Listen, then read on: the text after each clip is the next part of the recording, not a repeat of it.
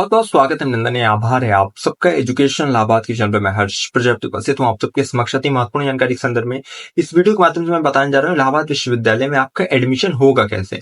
आप CUT UG के तहत एडमिशन लेना चाह रहे हैं, ठीक है, और नॉन सीयूटी के लिए भी बात करेंगे, ठीक है। तो बहुत ध्यान से आप देखिएगा कि कैसे आपका एडमिशन होता है इलाहाबाद विश्वविद्यालय में।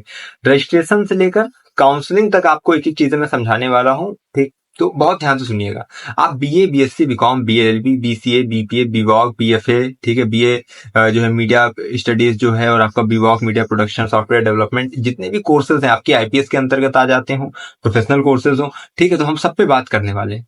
याद रखिए, आपको सबसे पहले आपको पता है सीयूटी आप देते हैं, उसके बाद जो उसका जब रिजल्ट आता है तो रिजल्ट कभी कभी क्या होता है, रिजल्ट लेट हो जाता है, तो उससे पहले ही इलाहाबाद विश्वविद्यालय अपना रजिस्ट्रेशन स्टार्ट कर देता है। तो लास्ट ईयर समर्थ पोर्टल पर सबका रजिस्ट्रेशन हुआ था, ठीक। तो करना क्या रहता है, जितने बच्चे सीयूटी में अप्लाई किए रहते हैं, सीयूटी में जो है बैठे रहते हैं, उन लोग को क्या करना रहता है, इलाहाबाद विश्वविद्यालय की वेबसाइट पे आकर समर्थ पोर्टल वाली पे अपना रजिस्ट्रेशन करना है अपने सीयूटी में जिन्होंने जो जितनी इन्फॉर्मेशन है उसी फॉर्म के आधार पर, ठीक है। अब आपने रजिस्ट्रेशन कर दिया, इसके बाद जब आपका सीयूटी का रिजल्ट आ जाएगा, ठीक है, तो आप अपना स्कोर कार्ड वहां अपलोड करेंगे, ठीक। जो आपका आप लॉगिन करेंगे वेबसाइट पे, अपना जो है आपका प्रोफाइल ओपन होगा, उसमें आप अपना स्कोर कार्ड ओपन करेंगे। अब ओपन करने के बाद क्या है कि अब आपको जो है फीस पेमेंट करनी रहेगी, ठीक है। काउंसलिंग फीस वगैरह जो है, रजिस्ट्रेशन फीस वगैरह जो रहती है, आप उसको देखेंगे।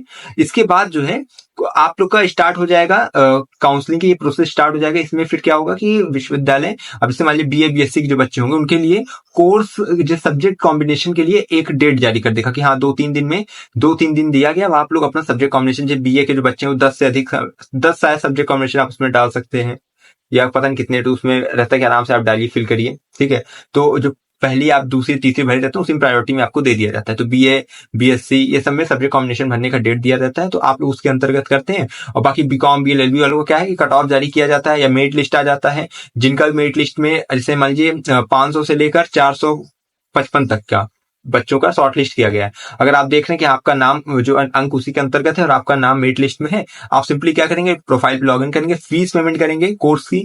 अब देखो, हर एक कोर्स की मैंने जब डिटेल वीडियो बनाई है, बीए बीएससी बीकॉम, ठीक है, बीएलएलबी की बना दी, और भी अदर कोर्सेज बना दूंगा, तो उसमें आप लोग को फीस, सीट्स, कट ऑफ और चीजें पता चल जाएगी। लेकिन हाँ, बीए बीएससी बीकॉम बीएलएलबी की मैंने बताई हुई है।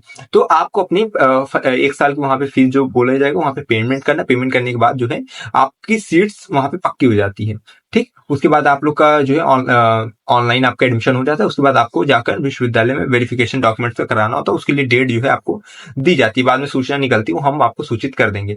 ये पूरा का पूरा प्रोसेस रहता है, चाहे बीए बीएससी बीकॉम, सबका यूजी में एडमिशन का यही प्रोसेस होता है। अब हाँ, बीपीए वगैरह जैसे जो होते हैं, ठीक है, जो प्रैक्टिकल के सब्जेक्ट्स होते हैं, उसमें क्या होता है, प्रैक्टिकल भी कराया जाता है। यानी कि ये आपका जो प्रोविजनल एडमिशन, ये तो हो गया, ऑनलाइन वाले एडमिशन को बोलते हैं प्रोविजनल एडमिशन, ये तो हो गया प्रोविजनल एडमिशन। इसके बाद एक दूसरा होगा प्रैक्टिकल आपका। इसमें क्या होगा, विश्वविद्यालय बीपीए वगैरह की क्या है ना, नोटिस आती है कि हाँ इस दिन आना है, और ये चीजें आपका जो है इस तरह की प्रैक्टिकल परीक्षा आपकी दोबारा की जाएगी, ठीक। बजवा के देखा जाएगा जो भी चीजें वो चीज हो जाती है, ठीक। इस तरह होता है। तो ऑनलाइन एडमिशन के बाद आपका डॉक्यूमेंट वेरिफिकेशन भी होता है, जिसको बाद जो है फाइनल एडमिशन माना जाता है। क्योंकि कई बार क्या होता है, डॉक्यूमेंट में जो अगर रहता है आपका कुछ एरर रहता है, तो फिर आपको उसको सुधार करके फिर करना रहता है, ठीक। तो ये सब चीजें रहती है, और ये पूरा एडमिशन का प्रोसेस रहता है। क्योंकि मैंने सरल शब्दों में आपको समझा दिया है कि करना केवल इतना ही है कि सीयूटी रिजल्ट आने के बाद या उसके पहले जस्ट जो है इलाहाबाद यूनिवर्सिटी रजिस्ट्रेशन स्टार्ट करती है। जब स्टार्ट करेंगे हम लोग बता देंगे, ठीक है। इसीलिए कह रहा हूँ चैनल से जुड़े, क्योंकि ये पूरा चैनल इलाहाबाद विश्वविद्यालय की न्यूज और अपडेट पे ही बेस्ड है।